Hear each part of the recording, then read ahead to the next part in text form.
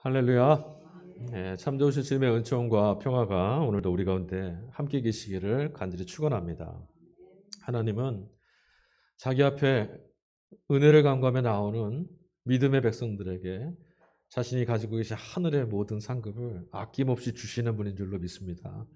모든 선한 것 아낌없이 베푸시는 하나님께로 한 걸음 한 걸음 매일매일 새롭게 나아갈 수 있는 우리 모두의 걸음이 될 수 있기를 간절히 소망합니다. 가을이 깊어가고 있습니다. 여름의 열정이 이렇게 빨리 식는 걸까 싶고요. 그리고 이맘때만 되면 누구라도 시인이 되는 것 같습니다. 커피 한 잔 타놓고 그 냄새 맡는 것도 참 좋고, 낙엽 밟는 소리나 또 낙엽을 태우는 냄새, 이렇게 맡는 것들, 그것만으로도 마음이 자꾸 몽글몽글해지는 그런 계절이 됐습니다. 이별이 서러운 유행가 가사 가만히 듣다 보면 어쩔 때는 나도 모르게 눈물이 핑 고일 때도 있죠. 내 이야기, 나의 이야기로 경험하는 공감의 정서 때문에 그렇습니다. 저거 딱 내 이야기인데 내가 그때 참 속상했었지, 가슴이 아슬아했었지, 이런 경험을 우리 기억하는 거죠. 따지고 보면 누군가를 공감한다라는 것은 직접적이든 간접적이든 내가 살아온 경험을 터삼아서 해석하는 겁니다. 그러니까 나와 아주 관계없는 그런 일은 또 따지고 보면 아닌 거죠. 다 나와 연관되어 있는 겁니다. 그런데 여러분, 그렇게 너의 일을 내 일처럼 여기면서 이렇게 지내다 보면, 가만히 들여다보면, 내 일 삼아서 들여다보면 미처 보지 못했던 것들이 눈에 들어오기 시작합니다. 그렇게 보다 보면 지나가는 사람들 그 얼굴 무심결에 지나갔었는데 눈물을 가슴에 품고 살아가는 이들의 눈망울이 눈에 들어오기도 하고요. 무거운 짐을 힘겹게 지고 가는 사람들의 지친 어깨도 눈에 들어옵니다. 또 억울한 마음 풀어내려고 힘들고 지친 육신을 좀 달래보려고 독한 술을 들이키는 이들의 그 아픈 마음도 와닿을 때가 있습니다. 시작은 상대를 공감하는 것에서부터 시작한 건데 자꾸자꾸 그렇게 상대의 마음을 헤아리고 공감하다 보면 어느새 늘상 똑같은 날이라고, 별반 달라질 것도 없는 나의 시간이라고, 피곤하고 수고한 걸음이라고, 그리고 내 곁을 지나가는 무표정한 사람들의 얼굴까지 부담스러워했었는데 공감하는 마음속에 어느 순간 그 모든 것들이 나에게 고마운 것이구나 싶을 때가 찾아옵니다. 근데 여러분, 참 신기한 것은 어둠이 우리의 시선, 우리의 시야, 우리의 이 시력을 삼키기 전까지 우리는 아침에 눈을 떴을 때 떠오르는 일출이 정말 수십억짜리 보석보다도 찬란한 가치를 갖고 있다는 것을 깨닫지 못합니다. 그냥 아침에 눈 떠서 그런가 보다 대수롭지 않게 지나가죠. 그러다 시력을 잃게 되고 어둠이 눈을 덮쳐올 때쯤 되면 내일 아침에도 이 빛을 볼 수 있으면 하게 되는 거죠. 손에 쥐었던 것들이 빠져나가고 낯익은 것들이 내 수중에서 없어져 버리는, 잃어버리게 되는 그런 낯설은 때가 돼서야, 그때서야 비로소 우리는 그동안 내가 갖고 있던 것, 내 안에 주어졌던 가치들이 얼마나 소중했었는가, 그것을 돌아보고 후회하게 됩니다. 이미 우리는 지난 여름을 돌아보고 있습니다. 그러나 이미 가을이 깊어졌습니다. 오늘 성설과 연준 독서들 함께 읽은 1독서, 2독서, 3독서 말씀 같이 읽었는데요. 이 연중 독서들 전체를 이어주는 핵심 단어는 하나님 앞에서라고 하는 단어입니다. 그러니까 하나님 앞에서라는 단어를 가지고 본문들을 읽으면 여러분 이해가 쉬우실 거예요. 욥, 말할 수 없는 고통 속에서 신음하고 몸부림쳤던 사람이죠. 그런데 이 욥이요, 오늘 본문 말씀 우리가 읽은 그 독서에 이르기까지 몸부림치다가 결국 지쳐가고 있습니다. 세상의 모든 것들이 이전과 다를 바 없이 아무렇지도 않게 잘 흘러가는 것 같은데 홀로 깨어진 삶 가운데 버려져서 그런 처참한 인생을 직면하고 서 있는 그 신세가 참 처량합니다. 그런 의지적으로 힘을 다해서 그런 고난의 삶 속에서도 하나님을 붙잡으려고 믿음을, 정말 몸부림치는 믿음을 계속해서 붙잡고 있었습니다. 그런데 그게 계속해서 시간이 지나다 보니 친구들과의 논쟁 속에서도 답이 없는 자신의 이 느닷없는 삶의 처량한 모습을 자꾸자꾸 주목하다 보니 하나님을 향해서 붙들던 그 믿음도 무너지고 말 것처럼 위태롭게 보이기 시작합니다. 그리고 결국은 그가 입을 열어서 하나님을 향해서 큰 소리를 내뱉었습니다. 자신의 삶을 찾아온 이 고난, 이 재난의 원인이 무엇인지를 추궁하고 하나님을 신문하기 시작했습니다. 오늘 읽진 않았지만 그 앞에 31장 35절 보니까 욥이 이렇게 하나님께 말합니다. 누구든지 나의 변명을 들어다오. 나의 서명이 여기 있으니 전능자가 내게 대답하시기를 바라노라. 나를 고발하는 자가 있다면 그에게 고소장을 쓰게 해라. 욥이 지금 뭐가 사무쳤어요. 치받아 오른 거죠. 그의 고난, 그 고난에 대한 견딜 수 없는 아픔 때문에 그가 이제 고발하고 비난하고 있는데 그의 이 비난에 답변해 주시려고 하시는 것처럼 하나님이 그 앞에 찾아왔습니다. 그리고 하나님의 변론이 이어집니다. 욥의 기소에 쩔쩔매는 피고석에 가시지 않고요. 이상한 것은 하나님이 다른 곳에 서 계십니다. 마치 피고인을 윽박지르고 매섭게 몰아세우는 검사처럼 하나님이 검사석에 뚱뚱이 걸어가셔서 욥을 향해 끝없는 질문을 쏟아붓고 계십니다. 그러나 하나님이 주시는 그 물음들은요. 하나하나가 다 아득합니다. 욥의 입장에서는 하나도 답변을 내놓을 수가 없는 그런 질문들을 하나님이 욥에게 막 쏟아붓고 계세요. 땅에 기초를 놓을 때 너 어디 있었느냐? 네가 그걸 부었기는 했느냐? 이렇게 시작된 하나님의 신문, 이 말씀이 무려 3장에 걸쳐서 앞으로 계속됩니다.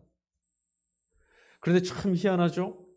욥이 이렇게 힘들고 어려운 상황을 겪었다라면 하나님 당신이 보시기에도 참 어렵다고 내가 이를 얼마나 귀히 여기는지 좀 보라고 했던 그 사람이 이렇게 고통당한 거라면 오셔서 네 잘못한 것 하나도 없다. 이런 일이 있었다. 그래서 그런 것이다. 이게 자초지종을 좀 설명이라도 해주시면 욥의 섭섭함과 억울함이 좀 풀릴 텐데 전혀 뚱땅지 같은 질문만 지금 쏟아놓고 있습니다. 그런데 여러분 오늘 말씀이 끝나고 하나님의 이 매서운 신문이 끝난 다음에 욥기 42장에 가보니까요. 욥이 3절에 이렇게 말합니다. 내가 잘 알지도 못하면서 감히 주님의 뜻을 흐려놓으려 했습니다. 그게 바로 저였습니다. 깨닫지도 못하면서 함부로 말을 했습니다. 제가 알기에는 너무나 신기한 일들이었습니다. 정작 억울해야 할 사람은 욥이었는데 하나님이 질문을 듣고 어이가 없어야 될 게 욥이라 생각했는데 욥의 얼굴에 알 수 없는 미소가 스며들기 시작합니다. 비록 하나님이 던지신 질문에 한마디도 답을 할 수는 없었지만 하나님이 물어오시는 질문을 알아들을 수는 있었던 거죠. 지금껏 그는 듣지 못하고 보지 못했습니다. 무엇을요? 하나님이 하시는 말씀을. 그런데 지금 이 시간 욥 앞에 오셔서 물으시는 하나님의 말씀이 귀에 들어오기 시작했어요. 그리고 말씀하시는 하나님이 눈에 보이기 시작했습니다. 근데 여러분 질문을 이제 알아듣게 됐으니 바르게 알아듣게 됐으니 욥은 이제 그만큼 바른 답에 가까이 간 겁니다. 아이들이 시험 볼 때 제가 우리 딸아이 시험 보러 갈 때마다 늘 하는 말이 있거든요. 문제 잘 봐라. 아무리 똑똑하고 공부 많이 해서도 문제를 잘못 보면 탈락입니다. 욥을 향해서 수없이 많은 질문을 쏟아놓고 계시는 하나님. 그 하나님의 모습을 한번 상상해 봤어요. 연약하고 아프고 상처받은 자기 백성에게 찾아가셔서 알 수 없는 질문을 막 쏟아놓고 계신 하나님. 저는 이 본문을 읽을 때 오늘도 읽을 때 좀 장엄하게 읽으려고 했지만 되게 매섭고 되게 우러러 보이는 그런 목소리로 윽박지르듯 말씀하시는 거라 생각됐었는데요. 말씀을 몇 차례 계속 읽다 보니까 뭔가 좀 다르더라고요. 여러분 우리 각 사람에게 여러분 스스로에게 가장 많은 질문을 던지는 이는 누굽니까? 여러분에게 질문을 제일 많이 던지는 사람 누가 있었습니까? 이 생각을 하고 나다 보니까 저에게도 떠오른 얼굴이 하나 있었어요. 어머니였습니다. 이제 좀 철이 들어가나 봐요. 자꾸 아버지 어머니 생각하는 거 보니까. 그러고 보니까 마음이 좀 따뜻해지고 좀 부드러워지고 위로가 찾아오더라고요. 여러분, 늘 자식을 향하는 것이 어미의 마음이죠? 안 그러세요, 여러분은? 관심이 많으니까 질문도 많이 할 수밖에 없습니다. 어린 시절에 학교 딱 끝나고 집에 들어와서 이제 늦게 아버지 어머니 돌아오시면 꼭 저한테 졸졸 따라다니면서 꼬치꼬치 캐묻는 분이 있었어요. 어머니입니다. 야, 선생님 말씀을 잘 들었느냐? 친구들하고 별일은 없었느냐?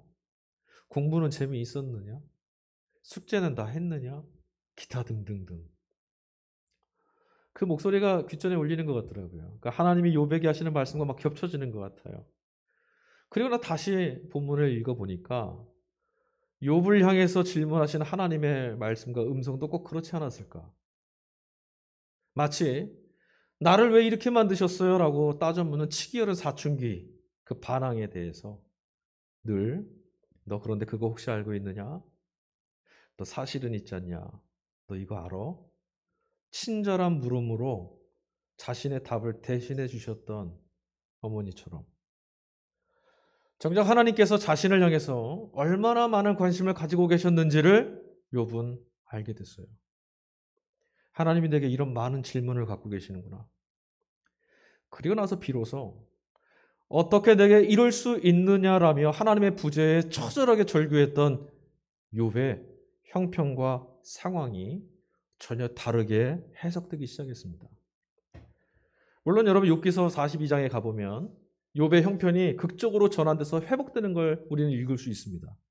그런데 여러분 그 이전에 지금 오늘 본문 하나님을 대면하고 난 순간부터 이미 한 치 앞도 헤아릴 수 없을 만큼 짙은 어둠에 사로잡혀 갇혀있던 그 욥의 마음 안에 새로운 빛이 차오르기 시작했다는 것을 우리는 알 수 있습니다. 그러니 생각하지 않을 수가 없습니다. 여러분 만약에 욥에게 찾아왔던 이 고난과 시련과 아픔의 시간이 없었더라면 어찌 됐을까? 그런 시간이 없었더라면 과연 인생의 시간에 지나쳐가듯이 눈여겨보지 못하고 지나쳐갔던 그러나 마주하게 되는 하나님의 음성을 그가 과연 파지하고 움켜잡고 알아듣고 새길 수 있었을까? 자, 오늘 구약 본문에서 욥은 하나님을 향해서 귀와 마음이 열려졌습니다. 아, 하나님이 계시는구나. 욥이 지금 절대적인 사건을 경험한 거죠.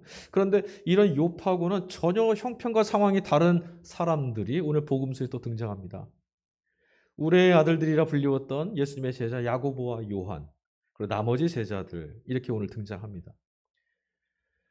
그들은 모두 예수님이야말로 구약의 성경에서 예언되어 있던 메시아라고 생각했습니다. 굳게 믿었죠. 구약의 메시아는 이 땅의 모든 권세와 나라들을 다 무찌르고 하나님의 새로운 나라를 이루실 분이다. 이렇게 예언된 분이었어요. 그러니 예수님이 메시아, 그분이 맞다면 이제 로마도 다 때려부시고 새로운 나라를 우리 이스라엘을 해방시켜 주시고 왕국을 이루실 거야. 이렇게 믿었던 거죠. 그때를 위해서 예수님의 수제자 그룹에 있었던 둘이 있었는데 그 예수님의 가장 수제자로 불렸던 제자가 누굽니까, 여러분? 베드로와 그 형제인 안드레였어요. 그런데 그 수제자 둘을 가만히 지켜보던 사람들이 있었는데 바로 야고보와 요한입니다. 주님이 나라를 세우시면 저들이 한 자리 차지할 것 같아. 그 생각이 확 들어온 거죠. 그래서 지금 예수님이 일궈내실 그 하나님 나라에서 한 자리를 차지할지도 모를 그들을 앞서서 우리가 빨리 눈도장 받고 한 자리 차지해야겠다. 그래서 예수님께 지금 간청을 드리러 나왔습니다. 말이 좋아서 간청이죠. 부정한 청탁입니다. 그렇죠? 41절 말씀을 보니까 그런 그들의 모습을 보고 다른 제자들이 몹시 화를 냈다고 합니다. 괘씸하죠. 공정하게 해야 되는데 어디 가서 예수님께 청탁을 하고 부정하게 알랑방구 끼고 눈에 가시였어요. 이해가 됩니다. 그런데 여러분 저쪽에서 멀리서 쳐다보면서 화를 내고 있는 그 제자들도 사실 다를 바는 없어요. 그렇죠? 선수를 뺏겼다라는 생각 때문에 화가 난다는 얘기는 실은 그들의 마음속에도 그런 자리에 대한 마음과 생각이 욕심이 있었다는 거니까요. 38절 너희는 너희가 구하는 것이 무엇인지를 모르고 있다. 내가 마시는 잔을 너희가 마실 수 있고 내가 받는 세례를 너희가 받을 수 있겠느냐? 자신이 바라보고 계시는 거하고 전혀 다른 거. 아주 엉뚱한 방향을 바라보고 있는 야고보와 요한 때문에 지금 예수님 마음이 몹시 답답합니다. 그리고 주님의 그 마음을 아는지 모르는지 그 속도 알지 못한 채 제자들이요 주님의 이 물음에 뭐라고 대답했느냐? 할 수 있습니다. 그럼요, 우리 갈 수 있습니다. 그럼요, 할 수 있습니다. 아주 확신에 차서 대답합니다. 자, 여러분도 한번 답해 보십시오. 여러분들은 무엇이 주님이 받으셔야 할 잔이었고 무엇이 주님이 받으셔야 될 세례인지 알고 계십니까? 구약 성경에 보면요. 예언서 말씀에 보면 잔을 마신다 이 대목은요. 은유적인 표현인데 하나님으로부터 진노를 받거나 징계를 받거나 모욕을 당하거나 치욕적인 일을 경험하는 것을 말해요. 잔을 마신다는 건. 그리고 여러분 세례라는 것은 무엇입니까? 세례가 무엇을 상징하죠? 죽음을 상징하는 거죠. 물속에 잠겨지는 것, 숨을 못 쉬게 되는 것. 그러니까 지금 이 말씀, 주님의 이 말씀은 무엇입니까? 모든 것이 다 십자가 죽음이라는 것으로 이어지고 있는 거예요. 그러니까 지금 이 제자들은 주님의 뜻은 고사하고 저들이 하는 질문의 의도조차도 제대로 깨닫지 못하는, 알아차리지 못하고 있었던 거죠. 그리고 여러분, 예수님 말씀대로 결국 예수님께서 그 세례를 받으실 때, 다시 말하면 십자가에 달리셨을 때 주님의 우편과 왼편에 있었던 것은 야고보와 요한이 아니라 이름 모를 강도들이었습니다.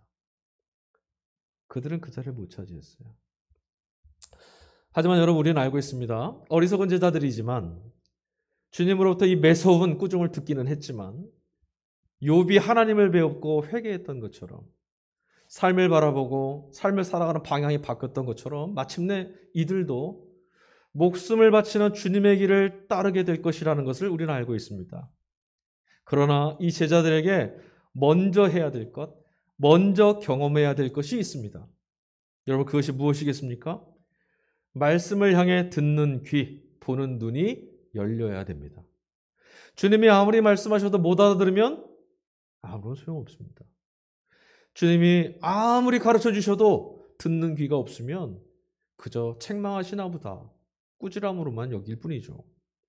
욥의 말처럼 귀로 듣던 것을 눈으로 보는 것처럼 보여지는 그렇게 열려지는 사건, 에바다의 사건이 있어야만 하는 겁니다. 우리도 마찬가지입니다. 아무리 말씀을 읽고 예배에 참여하고 기도를 해도 우리의 힘과 열심이 아니라 하늘이 열려지게 되는 사건, 주의 말씀이 들려지는 사건, 하나님이 보이시는 나라가 보여지는 그런 일들이 나타나야만 하는 거예요. 그러나 여러분 안타깝게도 이런 경험은 아무 때나 또는 내 마음대로 열 수 있는 건 아니죠. 여러분 중에 누가 내가 하나님 나라를 엿보고 싶다 해서 하늘문을 열 수가 있습니까? 하나님의 말씀이 내 심령을 울리고 우리를 영혼을 살리게 하는 것들을 경험하고 싶다고 내 마음의 눈들과 귀들을 열어 제칠 수가 있어요? 안 되거든요. 오직 하나님의 은총과 도우시는 성령의 감동이 있을 때만 가능한 일입니다. 그래서 이 열려지는 사건은 암울한 현실 속에 찾아오는 하나님의 선물인 거예요. 자, 욥은 하나님의 물음 앞에서 열림의 사건, 에바다의 사건을 경험했습니다. 고통 속에 신음하면서 절망하고 절규했던 그가 인생이란 삶이란 이런 것이다라고 낙담했던 그가 삶을 새롭게 보는 경이롭고 놀라운 일입니다라고 외칠 수 있는 사건이 열려졌죠.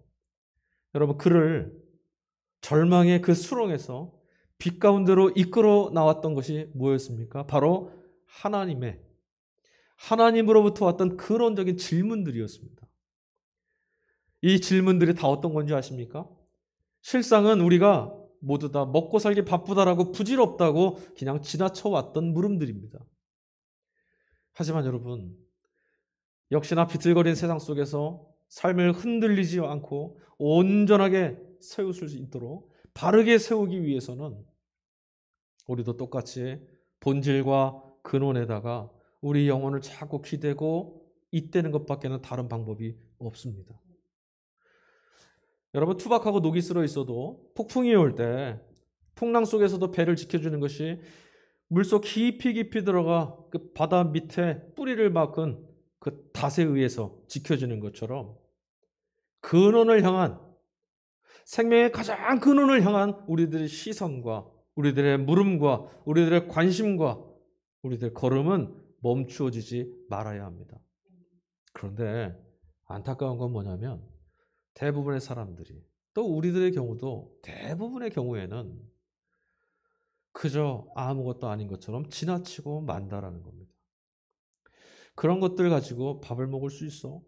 그런 질문한다고 살림살이가 나아지겠어? 그리고 무시하고 지나치죠. 주님으로부터 듣지 못하고 주님의 손을 보지 못한 채 우리는 원래 이런 삶인가 보다 하고 그냥 살아갑니다. 왜 그렇습니까? 주님의 말씀에 주의를 기울이고 그 질문에 귀를 기울이고 세상의 근원에 향해서 하나님께 질문할 만한 여유가 없어져서 그렇죠. 쉽게 말하면 과잉, 바쁜 것에 내몰려서 그렇습니다. 여러분, 언제 우리가 이런 과잉, 먹고 살아야 되니까 여유가 없어. 지금은 멈출 때가 아니라 걸어야 될 때야. 아니, 지금은 걸을 때가 아니라 뛰어야 될 때야. 이렇게 말하는 그런 세상, 그런 삶 속에서 벗어나서 참된 진리를 향해서 질문할 수 있고, 무엇이 우리 생명을 지키는가, 어찌 살아야 되는가라고 하는 근원적인 질문을 붙들고 있을 여유를 우리가 가질 수 있게 될까? 어디서부터 가질 수 있게 될까?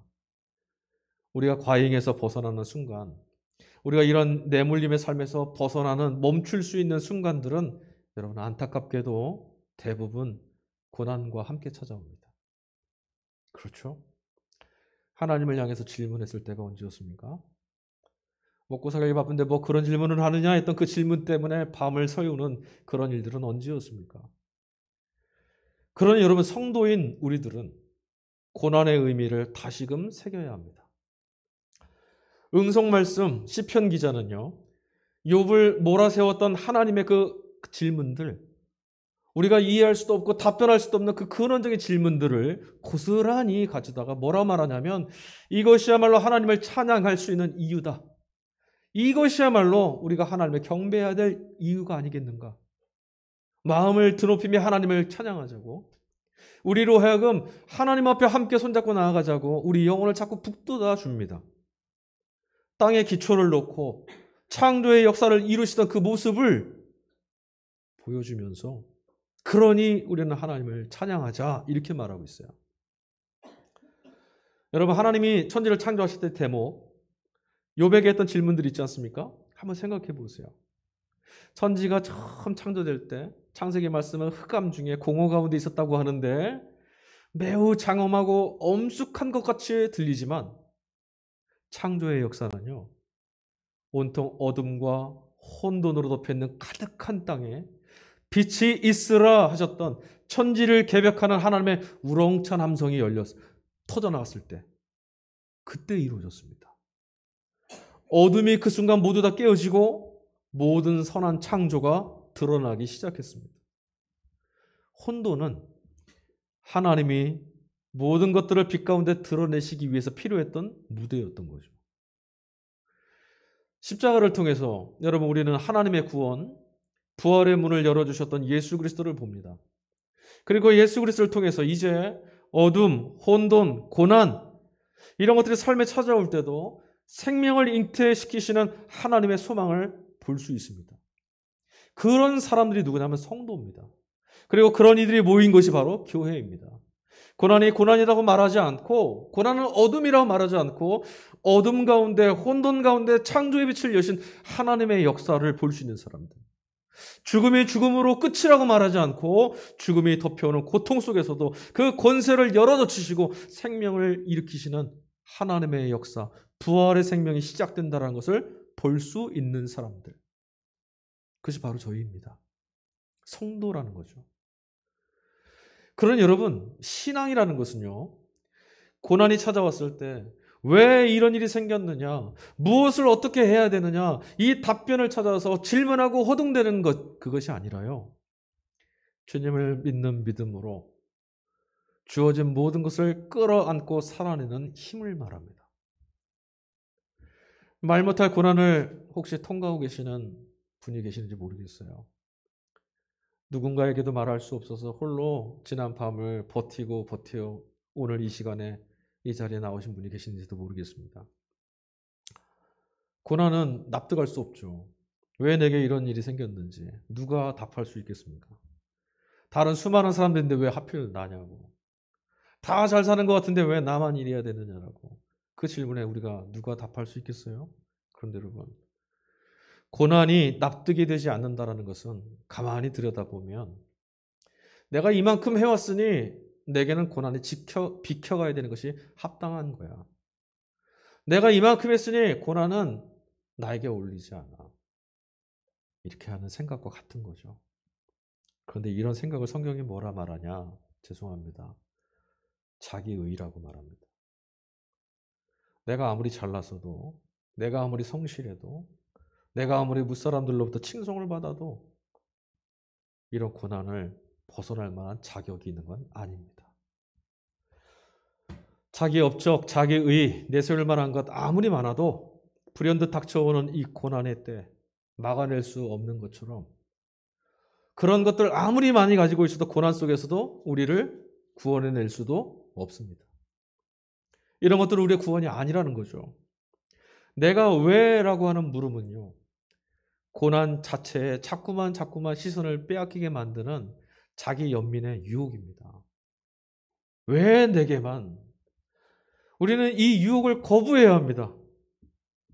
죽음을 무너뜨리고 살아나신 예수 그리스도 부활의 주를 믿는 우리라면 이런 유혹을 거부하고 지금이야말로 주님의 제자로 세우시고 하나님의 백성으로 재창조해내시기 위해서 하나님이 내 삶에 찾아와서 개입하고 계시다라는 것을 볼 수 있어야 합니다. 아니, 고백할 수 있어야 됩니다. 하나님이 나를 새롭게 빚어주신다. 이 고난에도 함락당하지 않는 하나님 백성으로 일으켜 세우시려고 주님이 오늘 내 곁에 찾아와 일하고 계신다. 주님을 부인하고 하나님 없는 삶에서 고난은요, 삶을 파괴하고 삶을 무너뜨리고 온통 일어날 수 없도록 짓누르는 폭력이고 저주일 뿐입니다.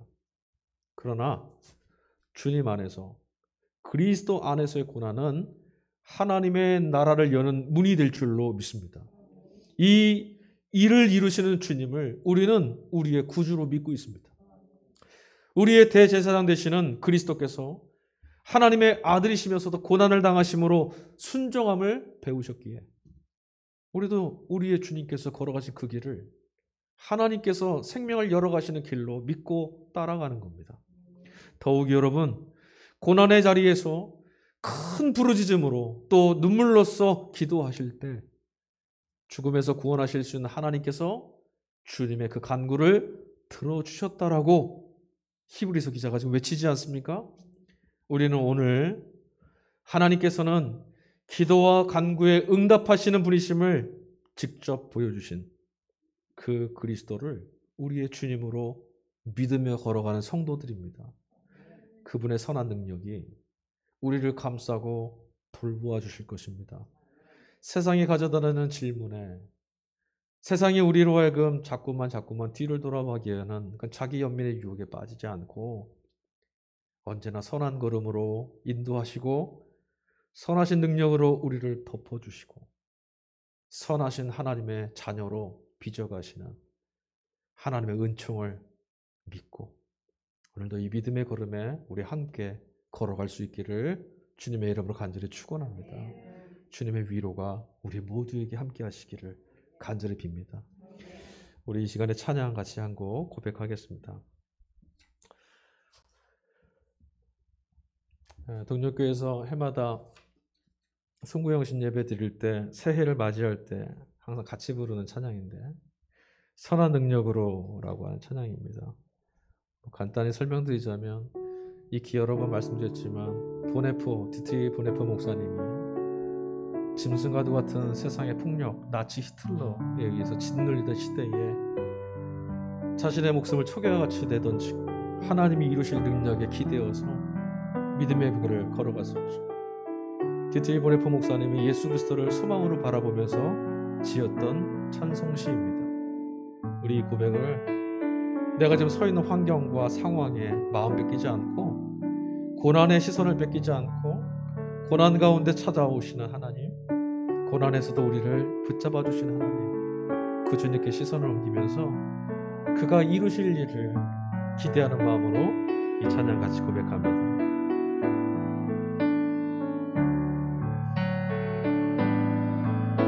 그 선한 힘에 고요히 감사하여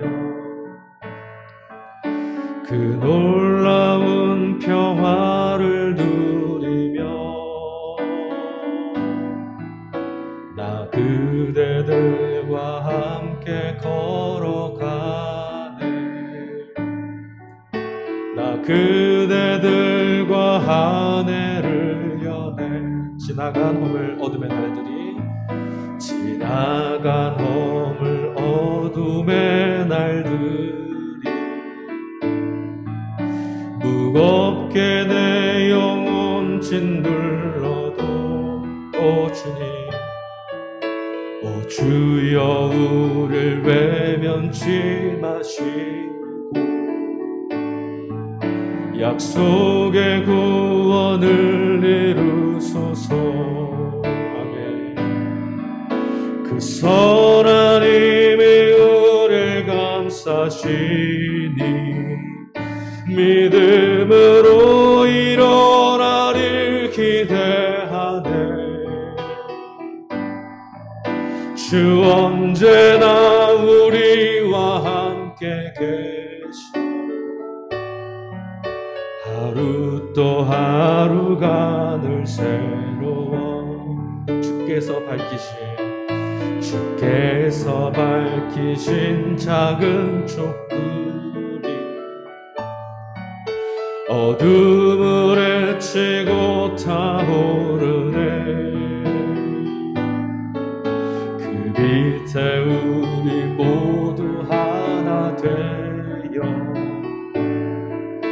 온 누리에 비추게 하소. 이 고요함이 깊이 번져갈 때, 이 고요함이 깊이 번져갈 때 저 가슴 벅찬 노래 들리네. 다시 하나가 되게 이끄소서. 당신의 빛이 빛나는 이 밤, 그 선한 힘이 우리 감싸시니 믿음으로 일어나리를 기대하네. 주 언제나 우리와 함께 계셔 하루 또 하루가 늘 새로. 그 선한 힘이 우리 감싸시니 믿음으로 일어나리를 기대하네. 주 언제나 우리와 함께 계셔 하루 또 하루가 늘 새로워. 그 선한 힘이 우리 감싸시니 믿음으로 일어나리를 기대하네. 주 언제나 우리와 함께 계셔 하루 또 하루가 늘 새로워. 주님, 주 언제나 우리와 함께 계셔. 그렇습니다. 주님은 이미 우리와 함께 계셔서 선하신 걸음을 행하실 일들을 모두 지켜주셨습니다. 이제 이 약속과 언약의 상대인 우리의 몫이 남았습니다. 주님, 믿음으로 이루실 일들을 바라보게 해주십시오. 고난 가운데 혼자 있다라고 말하는 자기 자신의, 자기 연민의 유혹과 너 혼자 헤쳐나가야 될 삶, 넌 틀렸다 말하는 세상의 그 폭력적인 소문에 귀를 기울이지 않고 지금 여기에 계시는 주님, 지금 여기서 나의 빛이 되어주시는 주님, 이미 우리와 함께 계셔서 선한 빛으로 인도하시는 주님, 주님을 바라보게 해주시고 믿음으로 주님의 행하실 일들을 기대하게 하여 주옵소서. 우리의 심령 가운데 어둠에 짓눌리지 않는 자유와 해방과 구원의 역사를 주님 이루어 주시옵소서. 감사하며 우리의 생명 되시는 예수님의 이름으로 기도하였습니다. 아멘.